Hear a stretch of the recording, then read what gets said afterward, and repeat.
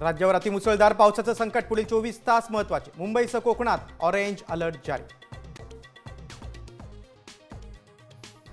भिवंडीला पावसानं झोडपलं. तीनबत्ती बाजारपेठेत शिरलं पाणी, तर विरारमध्ये रस्ते गेले पाण्याखाली.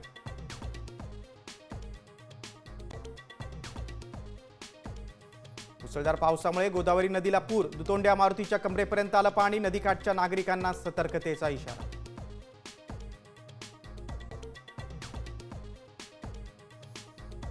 महाराष्ट्र आणि गुजरात हे एकच राज्य असताना मुंबई गुजरातची राजधानी होती. केंद्रीय मंत्री प्रतापराव जाधवांचं वादग्रस्त विधान. बाडग्यांच्या रूपाने मुंबई वेगळी करण्याचा डाव. ठाकरे गटाचा आरोप.